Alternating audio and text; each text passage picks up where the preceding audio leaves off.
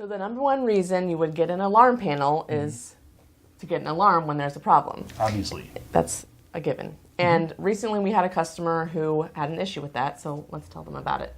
So we had a end user. They had a very large number of buildings, about 180 facilities spread throughout the state.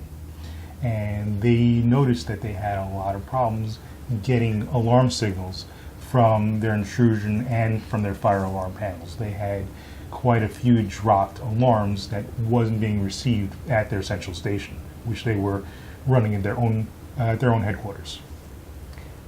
That's no good, so what did we do? So what I proposed was to switch them over to digital monitoring.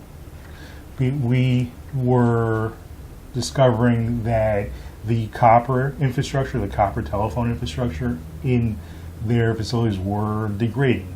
The telephone company is starting to upgrade the copper lines with fiber optic lines, the copper switching equipment with fiber optic switching equipment. The problem there is that the alarm signal is being encrypted, being compressed, and then being decompressed at the central station, and the central station receivers are having a harder and harder time reliably understanding what those signals are. So what we proposed was to switch them over from regular alarm monitoring, from old-fashioned analog alarm monitoring to digital alarm monitoring. We were going to give them IP communication and cellular communication using universal communicators so they wouldn't have to replace any of their existing security equipment. Okay.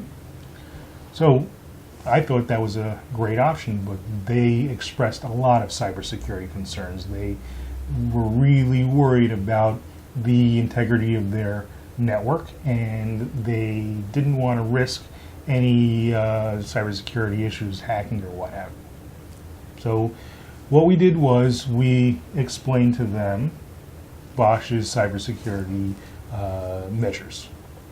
So we have two measures: encryption and authentication. First, every signal that's being transmitted is fully encrypted. It's encoded so that nobody can tap into that data. It's encrypted so nobody else can take advantage of that data, and it's a one-way path, so nobody can use that path to hack in from outside. Okay. Second, it's authenticating. So you can't spoof that signal, you can't divert that signal, you can't hack that signal. A hacker couldn't pretend to be the alarm panel in order to get into the network. And as an added bonus, a digital signal, unlike an analog signal, is fully supervised. What that means is that the communicator and the receiver are in constant communication.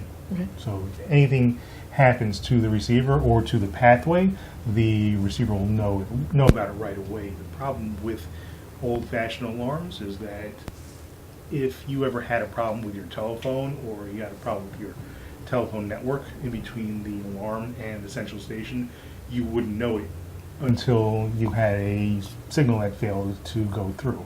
So with digital systems and digital alarm monitoring, you would know about it within 300 seconds or within whatever it is that you had it set for. And best part is that all of this stuff is listed for fire. Everything's approved for fire use as well as intrusion use, so they were able to use this not just for their intrusion systems, but for their fire systems as well. So we were able to resolve it for them. They came to us. We got them some answers. That's what we can do for you. Reach out to us, Katie and Ari. Mm-hmm. I'll put the part list together for you. He'll come and see your site if needed. I can take a look at your site, give you an overview, and explain all this in much greater detail.